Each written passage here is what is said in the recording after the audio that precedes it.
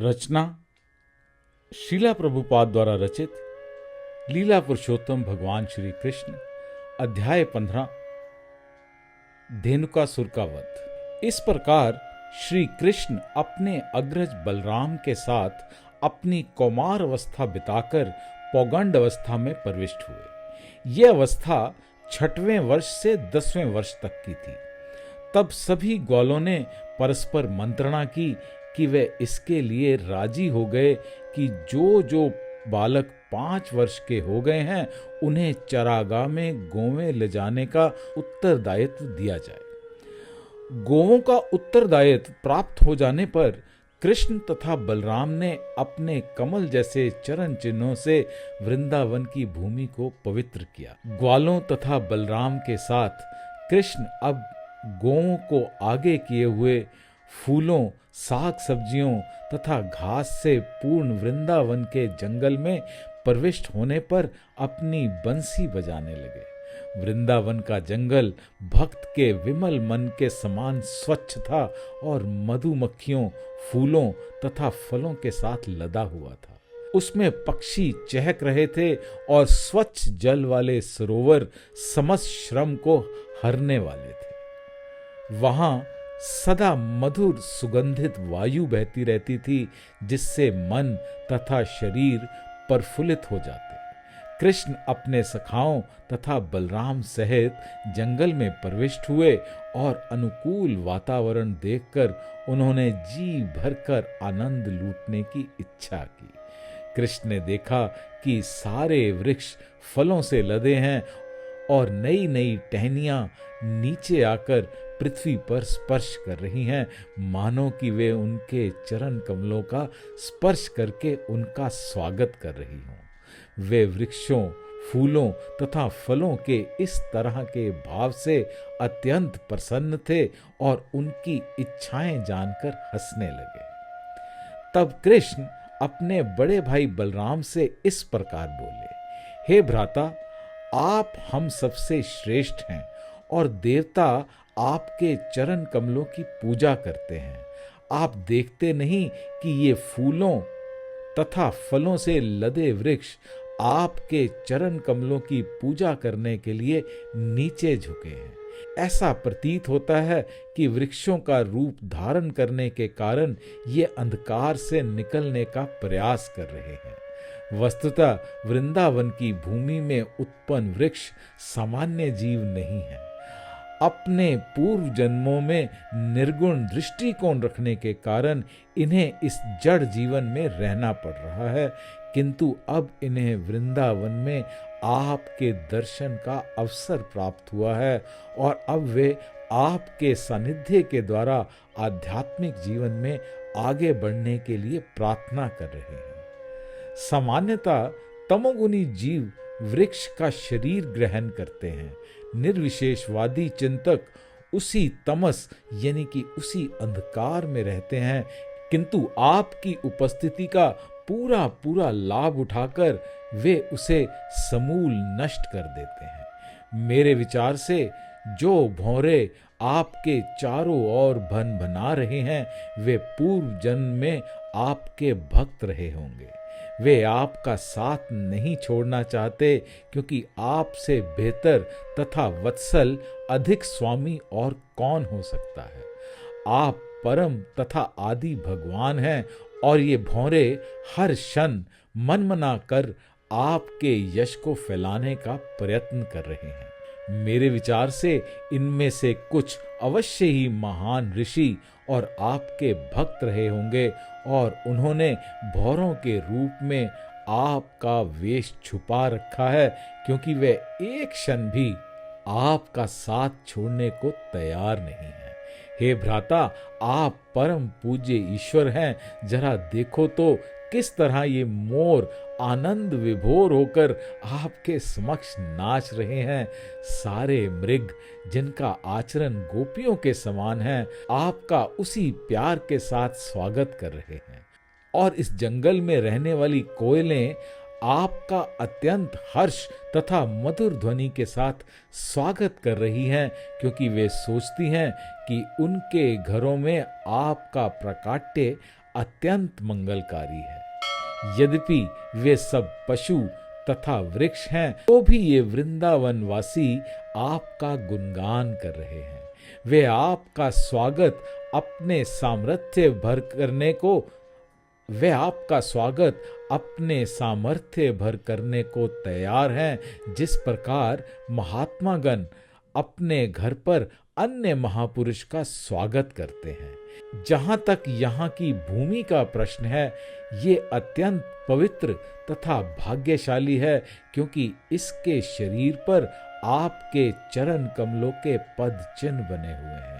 इन वृंदावन वासियों के लिए स्वाभाविक ही है कि आप जैसे महापुरुष का इस प्रकार स्वागत करें। जड़ी बूटियां, लताएं तथा वृक्ष भी आपके पाद पदों का स्पर्श पाकर धन्य हैं, और ये छोटे छोटे पौधे अपनी टहनियों से आपकी उंगलियों के नाखूनों द्वारा छुए जाने के कारण कृतकृत्य हो गए हैं। पर्वत तथा नदियां भी आपको धन्य मानती हैं, क्योंकि आप उनकी ओर देख रहे हैं। इन सबसे ऊपर ये व्रजांगनाएं या गोपियां हैं, जिनके सौंदर्य से मोहित होकर आप अपनी विशाल भुजाओं से उनका आलिंगन करते हैं।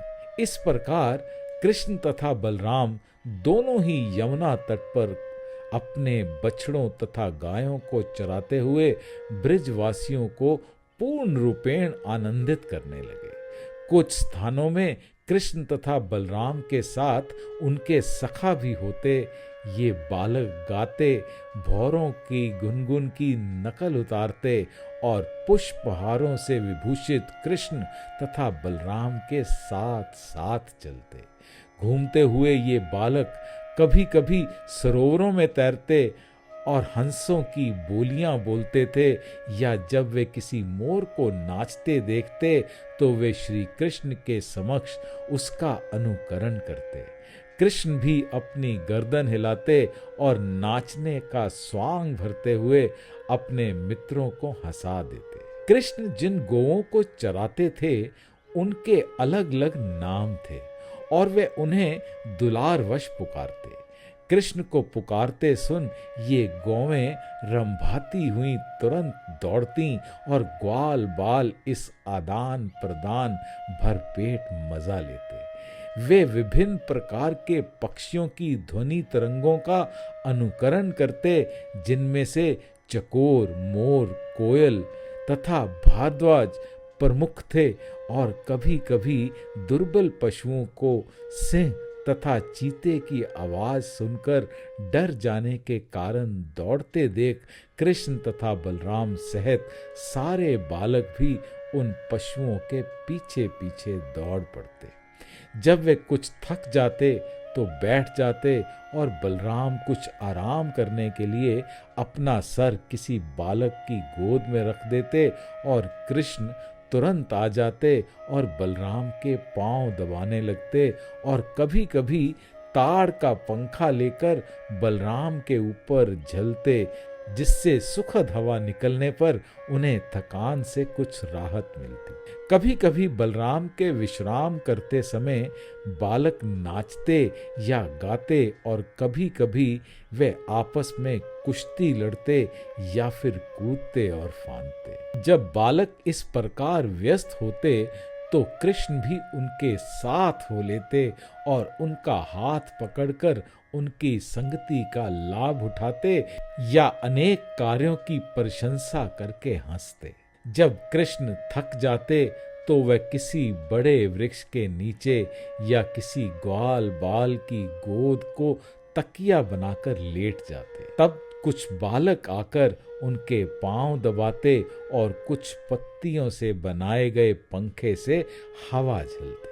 कुछ अधिक प्रतिभाशाली बालक उन्हें प्रसन्न करने के लिए मीठी तान में गाना गाते। इस तरह शीघ्र ही उनकी थकान दूर हो जाती। भगवान कृष्ण जिनके पांव लक्ष्मी जी दबाती हैं, अपनी अंतरंगा शक्ति का विस्तार करके एक ग्रामीण बालक के रूप में प्रकट होकर ग्वाल बालों के साथ मिलकर उनका साथ देते, किंतु एक ग्रामीण बालक की भांति प्रकट होने के बावजूद ऐसे अवसर आते रहते थे जब वे अपने को श्री भगवान सिद्ध कर देते। कभी कभी लोग अपने को भगवान बताकर अबोध लोगों को ठगते हैं। वे केवल ठगते हैं, ईश्वर की शक्ति का प्रदर्शन नहीं कर सकते। जब श्री कृष्ण इस प्रकार से अपने परम सौभाग्यशाली ग्वाल बालों के साथ अपनी अंतरंगा शक्ति का प्रदर्शन करते हुए अपनी दिव्य लीलाओं में व्यस्त थे, तो उन्हें अपनी ईश्वरीय अति मानवीय शक्ति को प्रकट करने का एक अन्य अवसर प्राप्त हुआ। उनके परम मित्र सुदामा, सुबल तथा स्तोक कृष्ण ने उन्हें तथा बलराम को अत्यंत स्नेहवश इस प्रकार संबोधित किया। हे बलराम, तुम अत्यंत बलवान हो, तुम्हारी भुजाएं अत्यंत सुदृढ़ हैं। हे कृष्ण, तुम सभी प्रकार के उपद्रवकारी असुरों का वध करने में अत्यंत पटु हो। क्या तुम दोनों को पता है कि इस स्थान के निकट ही तालवन नामक एक बड़ा जंगल है। वह वन ताड़ के वृक्षों से पूर्ण है और सारे वृक्ष फलों से लदे हैं। इन फलों में से कुछ गिर चुके हैं और कुछ वृक्ष पर ही पककर लगे हुए हैं।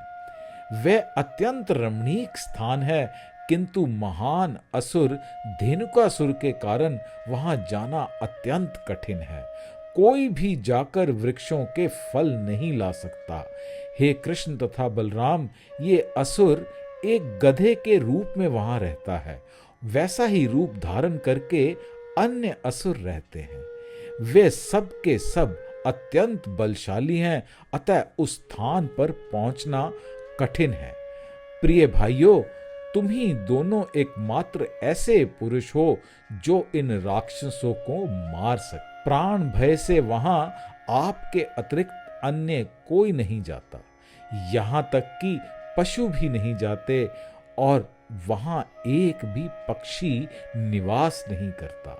सबों ने बसेरा छोड़ दिया है, केवल उस स्थान से आने वाली सुगंध का ही आनंद लूटा जा सकता है। ऐसा प्रतीत होता है कि अभी तक उन मधुर फलों का किसी ने स्वाद नहीं चखा है।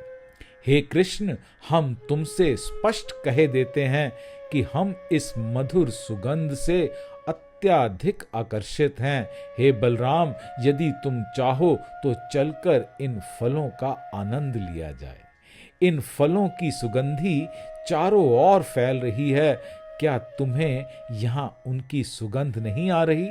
जब बलराम तथा कृष्ण से उनके घनिष्ठ मित्रों ने इस तरह प्रार्थना की, तो वह उन्हें प्रसन्न करने के उद्देश्य से अपने मित्रों के साथ हंसते हुए उस वन की ओर चल पड़े। तालवन में प्रवेश करते ही बलराम अपनी हाथी जैसी शक्ति को दिखाते हुए वृक्षों को हिलाने लगे। इस झटके से सारे पके फल पृथ्वी पर आ गिरे। फल गिरने की आवाज सुनकर वहां पर गधे के वेश में वास कर रहा धेनुकासुर उस ओर तेजी से बढ़ने लगा। इससे सारी धरती और सारे वृक्ष हिलने लगे, मानो भूकंप आ गया हो। सर्वप्रथम ये असुर बलराम के समक्ष प्रकट हुआ और उनकी छाती पर अपनी पिछली टांगों से दुलत्ती मारी। बलराम पहले कुछ नहीं बोले, किंतु वह असुर पुनः अधिक बलपूर्वक तेजी से दुलत्ती मारने लगा। इस पर बलराम ने तुरंत ही अपने एक हाथ से उस गधे के पैर पकड़कर उसे चारों ओर घुमाकर वृक्ष की चोटी पर फेंक दिया। जब बलराम उसे घुमा रहे थे, तब असुर के प्राण निकल गए। बलराम ने उसे सबसे ऊंचे ताड़ वृक्ष के ऊपर फेंका। इस असुर का शरीर इतना भारी था कि वह वृक्ष टूटकर अन्य वृक्षों पर गिरा, जिससे अन्य अनेक वृक्ष धराशायी हो गए। ऐसा प्रतीत हुआ मानो इस वन में भारी अंधड़ आया हो और सारे वृक्ष एक एक करके गिर रहे हों। इस तरह के असामान्य बल का प्रदर्शन विस्मयकारी नहीं है, क्योंकि बलराम अनंत शेषनाग के रूप में श्री भगवान हैं और जो अपने सहस्त्रों फनों पर समस्त लोकों को धारण किए हैं। ये संपूर्ण विराट जगत उनके द्वारा उसी प्रकार पालित है जिस प्रकार समस्त और सीधे खड़े धागे कपड़े की बुनाई को धारण किए रहते हैं। जब ये असुर वृक्षों के ऊपर फेंक दिया गया तो धेनुकासुर के सारे मित्र तथा सहयोगी एकत्र हो गए और उन्होंने अत्यंत वेग से बलराम तथा कृष्ण पर आक्रमण कर दिया। वे अपने मित्र की मृत्यु का प्रतिशोध लेने पर तुले थे, किंतु कृष्ण तथा बलराम हर गधे की पिछली टांगें पकड़कर उसी प्रकार चारों ओर घुमा देते। इस प्रकार उन सबों को मारकर वृक्षों के ऊपर फेंक दिया। गधों के शवों के कारण अत्यंत अद्भुत दृश्य हो गया। ऐसा प्रतीत हो रहा था कि मानो विविध रंगों के बादल वृक्षों के ऊपर एकत्र हो रहे हों। इस महान घटना को सुनकर देवतागण स्वर्गलोक से कृष्ण तथा बलराम पर पुष्पों की वर्षा करने लगे और दुंदुभियां बजाकर उनकी स्तुतियां करने लगे। धेनुकासुर के वध के कुछ दिन बाद लोग तालवन जाकर फल एकत्र करने लगे और पशु भी निर्भय होकर वहां उगी सुंदर घास चरने के लिए वहीं आने लगे। कृष्ण तथा बलराम के इन दिव्य कार्यों तथा लीलाओं को मात्र सुनकर ही या उनका कीर्तन करके मनुष्य पुण्य अर्जित कर सकता है। जब कृष्ण बलराम तथा उनके साथियों ने वृंदावन ग्राम में प्रवेश किया तो उन्होंने बांसुरी बजाई और बालकों ने वन में उनके असाधारण कार्यों की प्रशंसा की। उनके मुखमंडल तिलक से सुशोभित थे और गौओं की चरण रज से धूसरित थे। कृष्ण के सिर पर मोर पंख शोभायमान थे। बलराम तथा कृष्ण दोनों ने बंसी बजाई और तरुण गोपिकाएं कृष्ण को घर लौटते देखकर लालायित हो उठी। वे कृष्ण की अनुपस्थिति के कारण अत्यंत खिन्न रहती थीं। सारे दिन वन में रहते या चरागाह में गौवें चराते कृष्ण का वे चिंतन करती रहती। अतः जब उन्होंने कृष्ण को लौटते देखा तो उनकी चिंताएं तुरंत समाप्त हो गईं और वे उनके मुख की ओर उसी तरह देखने लगीं जिस प्रकार भौरे कमल पुष्प के मधु पर मंडराते रहते हैं। जब कृष्ण गांव में घुसे तो तरुण गोपियां मुस्कुराईं और हंसीं। कृष्ण ने बांसुरी बजाते हुए गोपियों के सुंदर हास्यमय मुखड़ों का आनंद लिया। तदंतर कृष्ण तथा बलराम का स्वागत उनकी माताओं यशोदा तथा रोहिणी ने किया और समय अनुसार वे अपने लाडले पुत्रों की इच्छाओं की पूर्ति करने लगी। माताओं ने सेवा करने के साथ ही अपने दिव्य पुत्रों को आशीष भी दिया। उन्होंने अपने पुत्रों को नहलाया और वस्त्रों से सज्जित किया। कृष्ण को पीला वस्त्र पहनाया और बलराम को नीला, और इसके साथ ही उनके सभी प्रकार के आभूषण तथा फूलों की मालाएं दी गईं। दिन भर चरागाह के श्रम की थकान से मुक्त होकर वे दोनों ताजा और सुंदर लग रहे थे। उनकी माताओं ने उन्हें स्वादिष्ट भोजन दिया और उन्होंने बड़े चाव से सब व्यंजन खाए। फिर उन्हें स्वच्छ बिस्तर पर बैठाकर माताएं उनके कार्यकलापों से संबंधित गीत गाने लगीं। ज्यों ही वे बिस्तर पर लेटे कि उन्हें प्रगाढ़ निद्रा आ गई। इस प्रकार कृष्ण तथा बलराम ग्वालों के रूप में वृंदावन के जीवन का आनंद भोगते रहे। कभी कभी कृष्ण अपने बाल सखाओं तथा बलराम के साथ यमुना तट पर गौवें चराने जाते और कभी अकेले जाते। धीरे धीरे ग्रीष्म ऋतु का आगमन हुआ और एक दिन जब सारे बालक तथा खेत में चरती गौवें अत्यंत प्यासी हुईं, तो वे जाकर यमुना का जल पीने लगीं। किंतु नदी का जल कालिय नामक विशाल सर्प के विष से जहरीला हो चुका था। क्योंकि पानी इतना जहरीला था, अतः सारी गौएं तथा बालक जल पीते ही तुरंत प्रभावित हो गए। वे सब अचानक जमीन पर गिर पड़े और मृत जैसे लगने लगे।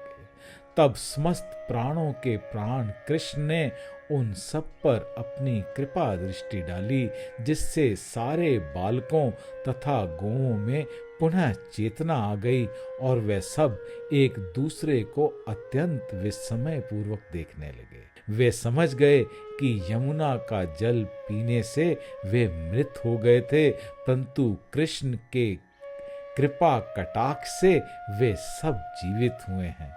इस प्रकार उन सबों ने योगेश्वर कृष्ण की योग शक्ति की प्रशंसा की। इस प्रकार लीला पुरुषोत्तम भगवान श्री कृष्ण के अंतर्गत धेनुकासुर का वध नामक 15वें अध्याय का भक्ति वेदांत तात्पर्य पूर्ण हुआ। हरे कृष्ण।